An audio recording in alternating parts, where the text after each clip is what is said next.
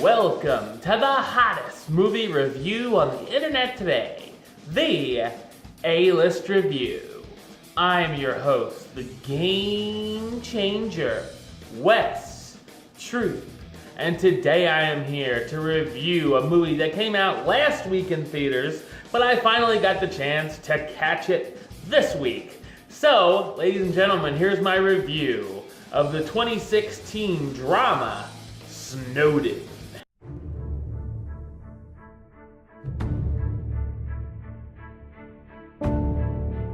The true story of the whistleblower who leaked classified documents to the press to show U.S. citizens that the government had been tapping, monitoring, and watching us through our computer and cell phones.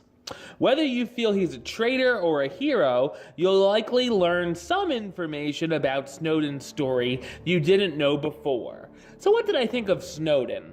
I thought it's a mostly interesting drama based on true events.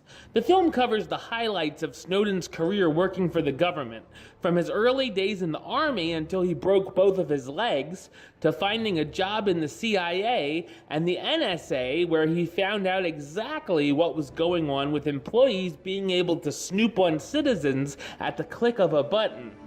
The different jobs he had in his lifetime would move him around the world, from places such as Tokyo to Hawaii. We also see how the job affected his personal life with his girlfriend, as well as suffering from epilepsy. The film does go back and forth as we see Snowden tell his story while being interviewed by reporters who are getting ready to leak his information to the press. Once he becomes a household name, the audience also sees what happened to him after leaking the documents and where he currently is now. Snowden is directed by Oliver Stone, who's brought a few politically based films our way over the years, and while it's not one of his best films, it's certainly not one of the worst. There's definitely some commendable and interesting camera work used throughout. I was glad the film didn't get too technical with the terms or complicated, so it will appeal to broader audiences. There is a scene that's pretty tense when Snowden is trying to download secret files onto a memory card, but I feel there could have been a little more suspense, without getting too out of hand of course, a little more throughout the movie.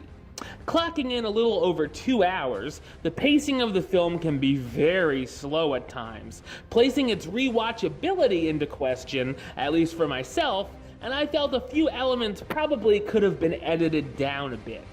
Fine performances by the cast, who stars Joseph Gordon-Levitt as Edward Snowden, the American computer professional and former CIA employee who leaked confidential information to the public, Shailene Woodley as Lindsay Mills, Snowden's long-term on and off girlfriend, who he won't tell anything to about what he knows to keep her safe, Melissa Leo, Zachary Quinto, and Tom Wilkinson as the reporters Snowden tells his story to, Riz Ifans as Corbin O'Brien, not Conan O'Brien, Corbin O'Brien, Snowden's CIA recruiter and mentor who might be a little bit shady, Nicolas Cage as Hank Forrester, one of the instructors at the CIA who takes a liking to Snowden, and even Edward Snowden himself turns up at the end for a few brief moments.